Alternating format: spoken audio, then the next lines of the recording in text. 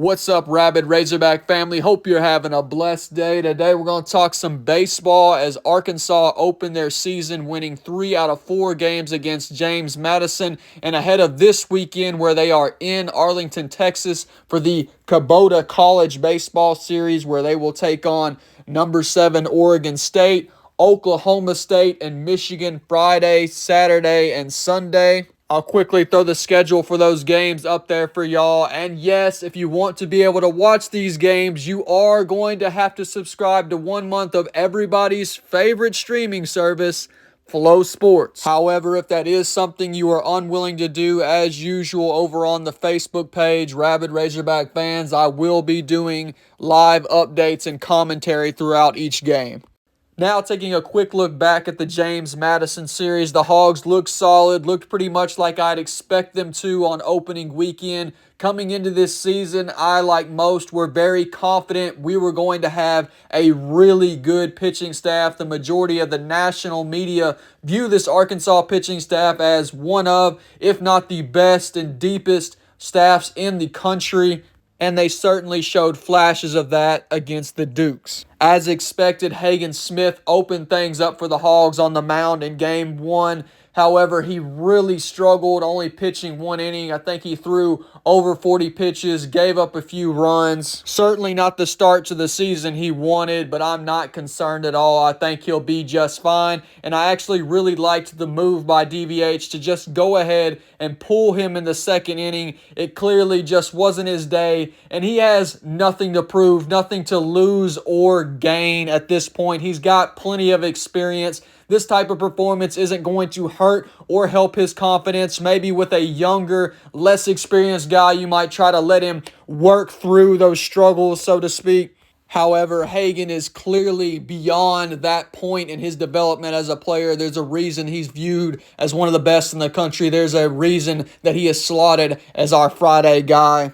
And as I already noted, this is one of the deepest pitching staffs in the country, maybe the deepest Arkansas has ever had. So I like the confidence of DVH to just sit Hagen Smith down and say, look, we know you're going to be okay. Today's not your day. Let's just go get an arm out of the pen, especially when that arm out of the pen is another very talented and experienced guy, virtually another starter in Big Will McIntyre, who conversely looked excellent and every bit as good as you would like to see in this opening series. He pitched 5 2/3 innings in Game 1, picking up the win, as well as another 2 innings of relief in Game 4, throwing a combined total of 97 pitches with 9 strikeouts, only 1 walk, 4 hits, and 1 earned run given up. Like I said, just virtually another starter-type arm out of the pen for the Hogs, and some may wonder why he is not a starter. But I really like this current role for Will, as obviously DVH and Matt Hobbs do.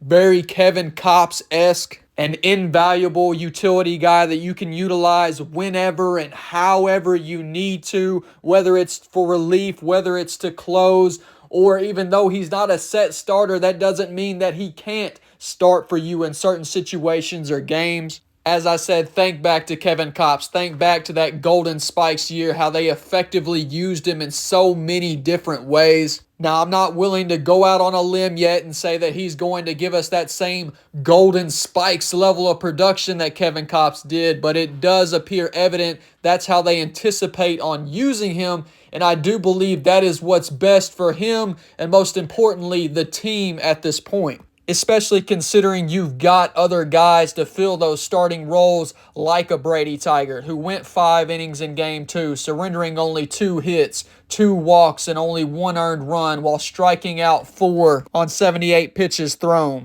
You've got a guy like Mason Molina, who just last season was an ace for Texas Tech. He showed great flashes and looked dang near unstoppable at times in Game 3 before the Dukes were able to scratch a couple across in the 4th inning, but he struck out 9 in just 3 2/3 innings of work.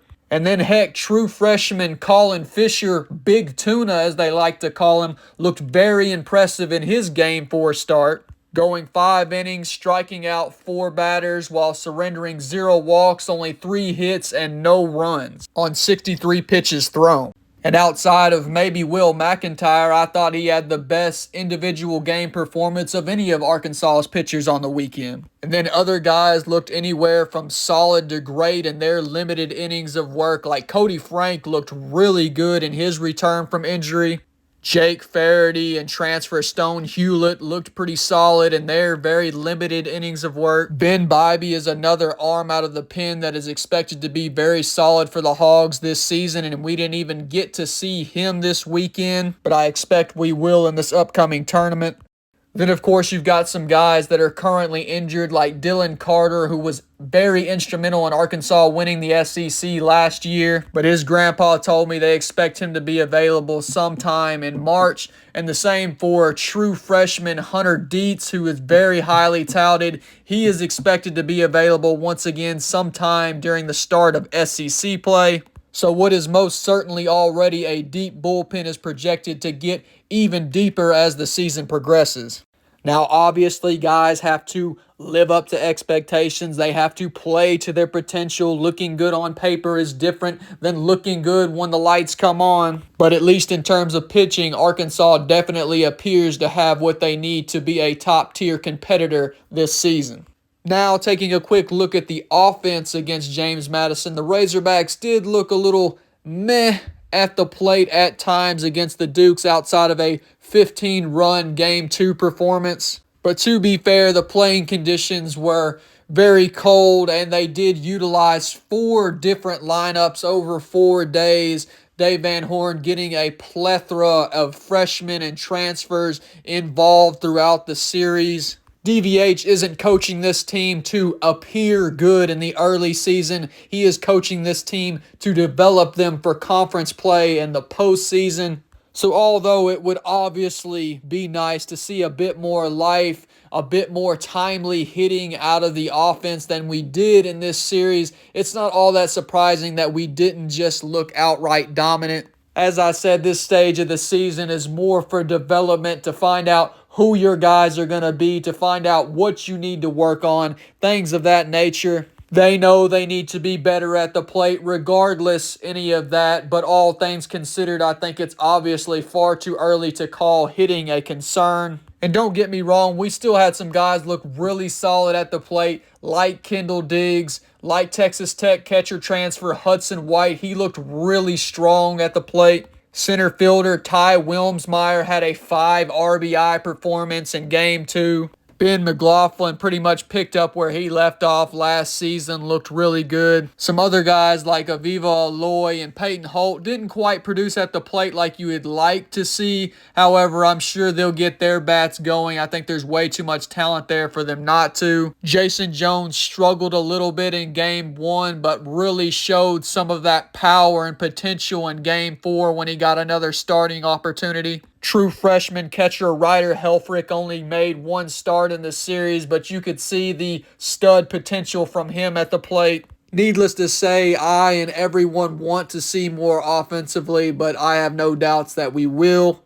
And fielding-wise, pretty good. Not quite as crisp as you would like to see, but once again, the opening series of the season. And if there's almost one thing that you can guarantee about a Dave Van Horn coached team, it's that they are going to be sound defensively. They made 3 errors over 4 games, but I would be surprised if they don't settle in and prove to once again be an elite unit fielding-wise.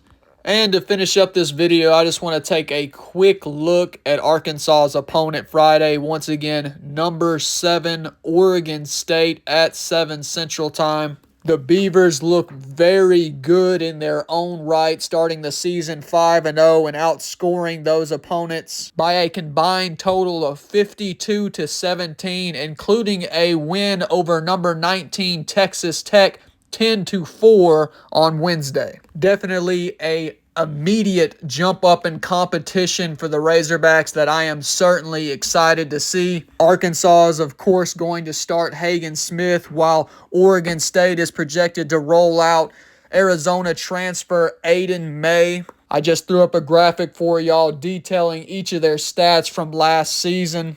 Hagen Smith clearly boasting better numbers. However, May is off to a better start this year as he went 5 1/3 innings and only surrendered 1 run in an opening day win against New Mexico. Regardless, in terms of starting pitching, in terms of overall pitching, I think you have to give the advantage to the Razorbacks. However, if we're going off these early season games, I think you have to objectively give the Beavers the advantage in terms of offense. So once again, it should be a very interesting game and a really good jump up in competition for both teams. Then quickly, in terms of Arkansas's other two opponents this weekend in Oklahoma State and Michigan, they both somewhat coincidentally have started the season 2-2, while also both losing their first two games and then rebounding with 2 straight wins. Neither are projected to be the same caliber of team as Arkansas or Oregon State. However, one would expect them to pose more of a challenge